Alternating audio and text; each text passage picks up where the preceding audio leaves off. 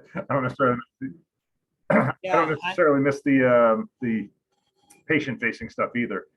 yeah. Um, Well, so basically this podcast that I do, it's for other podiatrists. There's some physical therapists, chiros that listen and things. sure. And it's what we've always talked about in the past. Basically, what stuff that works, and even in the new industry, like what's working for you, what really worked well, like what Mhm. was the stuff that worked well, not just theory, but like stuff that like actually works. I try a lot of stuff and it flops, and only Yep. certain things stick. So I was hoping you could just talk a little bit about that today, and I'll kind of talk about that. Okay. Yeah, absolutely.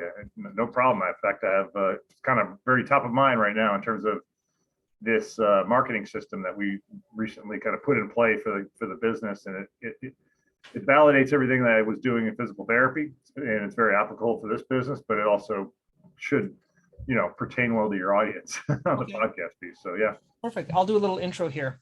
Okay. Hello and welcome to Podiatry Practice Mastery. My name is Don. I have Steve Massinio here. Welcome, Steve. Thanks for having me, Don. Appreciate it. Good to see you again. Good to see you again. So for everyone, Steve is a physical therapist and kind of had a long history having a very successful practice, kind of left at the right time, and now is starting something else, but he's always been an avid marketer. So Steve, let me know kind of like your history between your interest in marketing and sales and business. Tell me a little bit about your background. Yeah, so great question. So when I started my physical therapy practice, so geez, it had to be almost 20 years ago. One of the things I realized out of the gates is that we needed to get the word out about our business and do so in a way that allowed us to ramp up our patient volume very quickly.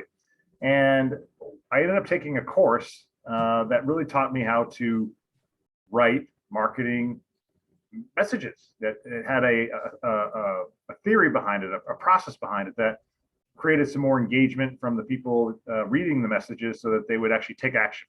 And that's concept known as direct response marketing. And one of the guys I follow, who's a noted guru in the space, is a guy named Dan Kennedy, and his former partner Bill Glazier, both very instrumental in my education. And so I started out just doing direct mail to physicians and really kind of building a case for why they should choose all access physical therapy as a means for getting their patients taken care of. And they would get a series of letters. And when I launched that first campaign way back when, we were probably doing about 70 visits a week, which was okay for a startup. Literally within 4 weeks, our volume doubled. So it was like one of those 3-letter campaign type things they talk about. It was actually a 7-letter campaign, but four letters into it, I was starting to see an increase in referrals from the local physicians who I was targeting. And obviously there was a demand in the marketplace, and the letters I had written were compelling enough. And those are back in the days when there really was all you had is direct mail and maybe a website for them to visit and maybe some email follow up if they chose to get an email or not. They have all the tools that we have nowadays in terms of digital marketing and so forth. So over time, I continued to apply those practices in terms of direct response to the new channels as they opened up, and that include using YouTube videos, doing Facebook ads, and advertising on Google, leveraging SEO and Google My Business when that first came out, and making sure that we were always kind of top of mind in front of people as much as we could be, not only for the physicians but also for the consumers who were visiting those channels. So that was very successful. We were able to continue to grow and add volume over the years, and even when we started seeing an increase in the number of competitors coming into our local space. I mean, when I started my practice in Shrewsbury, there were just 2 guys, myself and another practice. And by the time I sold my practices, 20 years later, there were probably 7 or 8 clinics in our space that were literally maybe 2 miles from us, but it didn't impact our volume because we were constantly putting ourselves out there in various ways and leveraging all the channels to make sure that people knew what we were doing and why we did it, and kind of understood the care we took in taking care of them, and that made a big difference for us.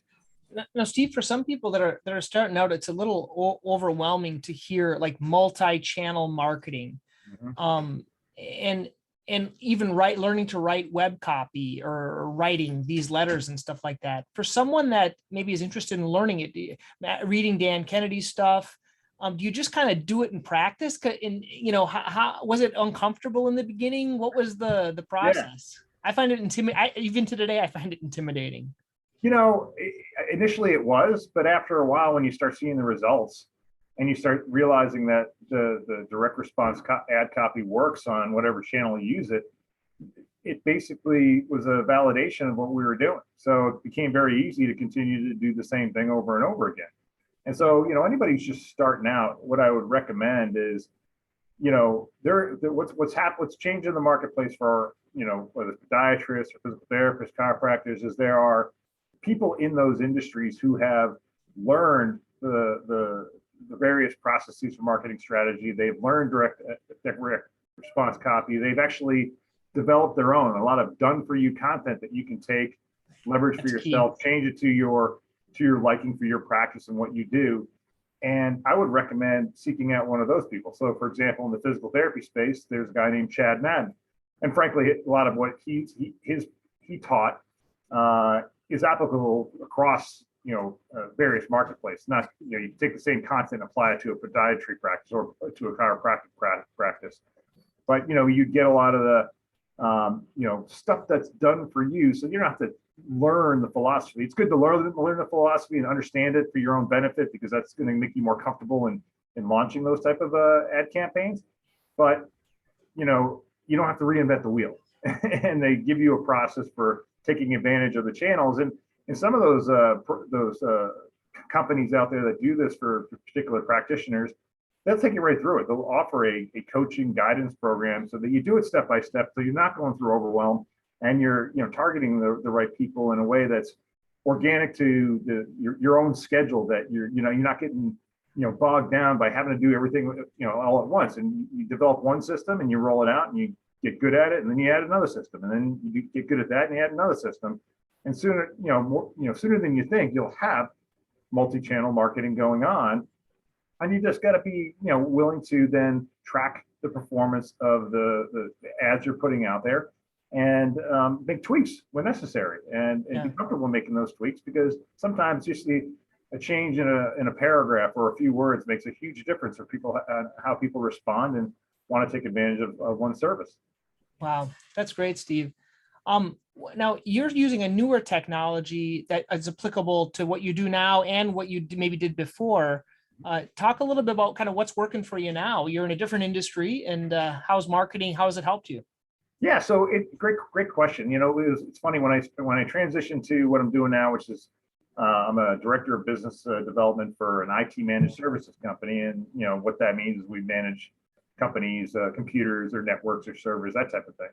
And initially when I started out, I said, what, I can do all this stuff. I could write ad copy. I could utilize the same systems I was using in physical therapy. In fact, I brought my CRM over to this company and changed it out and started building, email follow-up campaigns and so forth. But what I quickly realized is it's very time consuming. And so I realized that I should leverage somebody else's content to help us move the needle forward. And so we invested in this, in this space called this company called Technology Marketing Toolkit, provided a lot of direct response marketing content for managed service providers like us, and we started leveraging that. However, the fault I made was not really following a systematic process for implementing it. So, I used it for a little bit and shelved it and started doing more, prospecting on LinkedIn and connecting through networking and doing that type of stuff.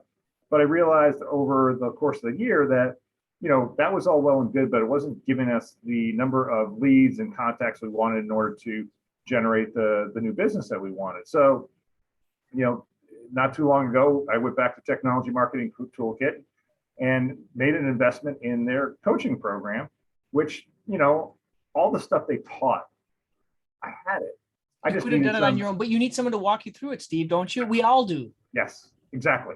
I knew everything they were talking about, and I was able to implement everything they asked us to do, but I just needed that guidance, that structure to move the needle along.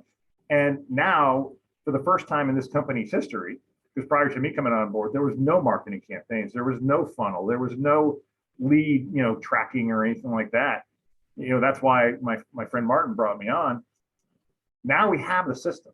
Now we have a process for, okay, yeah, I can go buy a farm list. I can, clean the list and then make sure I can do a direct mail campaign and follow it up with some phone calls and so forth. And if I don't get an answer right away, that's okay. Now those same people are in my direct, marketing campaign, the follow-up marketing campaign, or what we call a drip campaign. And they'll continue to receive information from me. At some point in time, they want to buy, and they'll have that drip piece. We send out postcards, we send out newsletters, we send out email marketing to those who have given us permission to do so. And we do, we have follow-up calls scheduled in our CRM to remind us that, hey, reach out to this person again, that type of thing. So there's a whole system in place now that really only took me 13 weeks to put in, a quarter, which is really not a lot of time when you look at it.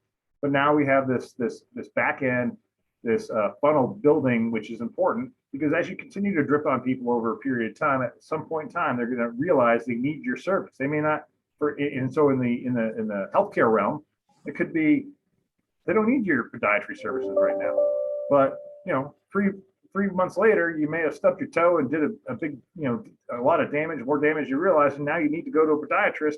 Well, you're going to be top of mind because you've been continuing to educate them all along. That's the whole idea, is having that system in place that allows you to continue to target those people you want to target and bring into your practice. And that's what I've implemented in the business here. Steve, I think you hit on a really good point. You said that, I don't know if it's because we're similar, but I think we get attracted by bright, shiny objects, and you want to do a little bit here, a little bit there, write this book, do this email, look at LinkedIn. And now this, so basically you had all the content. Did you pay for, is it actually coaching one-on-one, or was it just basically modules that you went through that were automated? Actually, this one was a little bit of both. In fact, it was more group coaching on a weekly basis, and then there was some one-to-one coaching that we do each quarter as part of our thing to just kind of dial it in for our own company. So that was, and it's very, very, very helpful. It's pretty much all I needed. And you didn't need much. Yeah, no, you didn't need much. But they also provided a level of accountability, a level of review of the content that I was putting out there, all the stuff that, validates what you're doing so that you can feel comfortable doing it. And that's what I really liked about it. There was more of that back and forth engagement that this particular company working has been exceptional in terms of, the type of help that they provide, even compared to some of the other companies I've leveraged in my previous business. So, for example, I think Chad Madden and all he's done with his breakthrough marketing for physical therapy was great, but it's not the level that this technology marketing toolkit is offering in this particular industry. And that's all well and good. You got to vet some of that stuff sometimes and get a sense of who's going to be right for you and what you're going to be comfortable with and the type of education they offer. I just happen to find one that really worked for us, and it's been really helpful. And we're set up for some really good success in the near future there. Steve, one thing, since we're chatting, what I find with people is like, well, you'll buy the book, you'll read the book, and then you go to the next book, and you'll buy the next book or next program, and you read it, but then implementing, why is it so hard? Like, I have this thing I give everyone. It's called a 30-day practice blueprint. It's free. Like, it's everything I wish I would have known when I started out, and I put it all in here. But I can see how many people actually log in and look at everything. Like, people don't go through it. Like a minority go through it. And so I'm thinking you maybe have to stack on top of there, maybe like a weekly coaching call or something. Maybe it's the automated thing. Maybe we get tired of it. I think we get overwhelmed with too much information. Like you would look at that content that you had and you're like, how do I start? There's no organized time to do it. There's no, is that what you think it was? I think it was. I think in the initial, program we bought, there were certainly modules I could have followed along with, but I think it comes down to time. And for me, I'm one of these individuals that, look, knowledge is great if you implement it. If you don't, it's just knowledge. It's sitting in your brain, and you don't do anything with it. It's not going to help you grow. And sometimes you need a little bit of a push. Some people working with you, some hand holding, some of that. Hey, I got to be in a group meeting. Accountability. Otherwise, you look accountability is a huge piece, and that's why people need to. Practice owners should be leveraging the expertise of those individuals who want to connect with them on a one-on-one basis or even a group coaching basis, because it provides them with the real human, touch. Whereas, if you go buy a module and you watch it and you go, okay, well, that sounds all well and good, and you try a little bit and there's no guidance and there's no back and forth, you don't get confident in really what you're doing. You may sound good talking about it because you read it or you watched the video or what have you, but if you're not able to for yourself, and then getting somebody to help you vet what you're doing, it can be challenging, and you end up going, that didn't work after maybe giving it only a 2-month try. That's not how marketing works. That's not how business development works. You have to continually working on it and continually be educating yourself and connecting with those people who've had the expertise to put you in a situation where you have the success you want. And ultimately, it comes down to this, Don, is whatever you invest in is what's the ROI? What's your ROI that you want out of it? What's going to make sense for you? And I always look at that, even with this technology marketing toolkit we're using. At the end of the day, I know what I need to do, and I want what I want to see from a return on investment standpoint in the next year based on everything we implemented. And certainly, there's a lot of history with other business owners like us that have done very well implementing this whole strategy. And so it's great to have their feedback and be part of that community. However, I'm still going to look at the numbers at the end of the year and look at them every quarter, for that matter, and say, how is this really impacting my business? And so far, things have been really, doing well, because we're certainly seeing more leads and having more conversations. That's a huge piece. And so it really comes down to, being accountable to yourself, to getting those things done, to trying things out, to working with those experts that can push you along, can nudge you in the direction that makes you feel more comfortable, but also that those same individuals are willing to be held accountable for helping your success. Because if they're not, then, frankly, they're probably not the right person for you and your practice. So, that's the other piece you got to remember when, you're investing in the type of stuff that we've been investing in to grow our business. Steve, you said something interesting.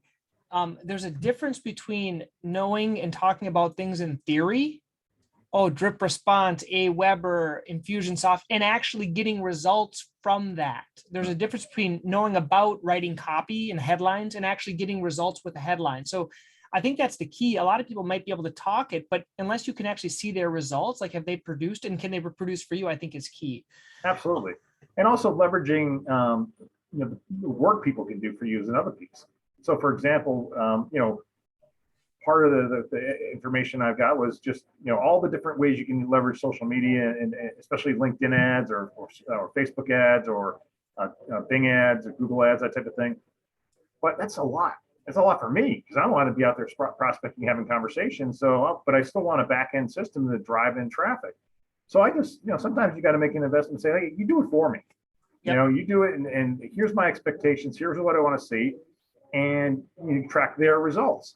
Again, if they're not producing, you find somebody else. But there are plenty of good people out there in the marketing realm that you can give them, tell them what you want from a client, type of clients you want, the business you do, what they should know, and they can handle it all for you and get people to respond and come into your practice. You just got to do the research and find the right people that resonate with you and what you're looking to accomplish in your business. Yeah, Steve, as we finish up here, there's two last questions I want you to talk to. One is, like, what do you see as the future in the next 2 or 3 years in the future? What other, are you going to do more of the same, or are there other things you're excited about? And the second thing is, and talking a little bit about our mastermind. We were in a mastermind for a number of years together. Was there a good ROI for that? Like, what was the benefit of being in a mastermind and things like that? So those two questions. Yeah. So what do I see moving forward? I really don't see things changing too much as far as what we do, because we're really targeted in terms of the type of audience we look to. So right now we're really focusing in the manufacturing space, the financial services space, and construction businesses. And those people in those businesses are in certain spaces. They have maybe more on LinkedIn, or maybe they're going to do their searches on Google. So I need to know where to apply the resources that we have from financially, and take those ad messages and apply those to the areas where they're going to get those messages, and make sure I track it, make sure I get the leads and so forth. I don't see anything real new technology that's going to shatter the earth and, down the pike and make things so much better in terms of lead gen. I think, most of the stuff is going to stay the same. And that's why I'm planning on staying the course. Of course, in technology, you're always kind of looking and hearing about, and, when those things come up, and if there's something that could be a game changer for us, certainly we'll evaluate it. And if it looks like it's promising, we'll implement it. You just got to be aware of it. But I wouldn't worry about, for me right now, I'm not worried about changing anything. As far as, the mastermind group, that's a good question. I get a lot personally and a lot of growth, personal knowledge and working with a group of different business owners and understanding the different challenges they face and being able to evaluate those challenges, provide guidance, and then have them do the same for me. But sometimes I can't. Well, realistically, I can't say that I've generated any business out of it. Yeah. It's been wonderful from a personal growth standpoint. Yep. And we all need a little bit of that personal growth, and in our lives, especially with people. And I value the mastermind because, do I like to read? Yes, but most of the time I don't read as much as I should because life at home challenging. I get home to get tired, and sometimes I don't want to read. But I can access this group of people with great knowledge that do reading and share their knowledge, and I can pick up on some of the things they've learned, and they can pick up some of the things I've learned through the different channels that I learned from. Right. That's the value of a mastermind as a whole. But I don't look at mastermind as a means for growing one's business unless you develop, unless you're in a network of individuals who are all the same business and have shared experience. So yep. This mastermind is multiple businesses. It's different businesses, different types of industry. You can join a PT mastermind or a podiatry mastermind, and now you're talking with your colleagues and you're sharing your experience and what's working, what's not working. Maybe that's going to be a little more, provide a little more return in that scenario, but obviously you got to evaluate it. But the multi-business masterminds are just good for just improving your overall perspective on running and owning a business. And if you take the information and apply it over time, yeah, you could probably be able to track how it's helped you. And I frankly quite frankly haven't tracked that with the current mastermind. Me neither. But I like the people, I like the connections I have, and ultimately, there may be an opportunity. For example, one of the guys in the group approached me yesterday about a company he's working with that may need some IT support. So maybe they'll generate a referral too that could do well for our business. But again, I don't look at it as a money-making opportunity out of the gates. It's more of a kind of growth process for me. Yeah, great, Steve. If so people want to learn more about you or get in contact potentially, what's the best way that they could get in contact with you, Steve? Yeah, so they can certainly reach out to me. My phone number is 508-532-0837, extension 2. That's my Citara Systems offices. Our website's citarasystems.com, which is spelled CITARA systems.com. And certainly visit my LinkedIn profile, which is pretty easy, Steve Messinio. Send me a connection request and be happy to connect and share any insights and so forth about IT management or just general marketing and sales strategy. Happy to do that as well. Great. Thanks, Steve. All right, Don, thank you.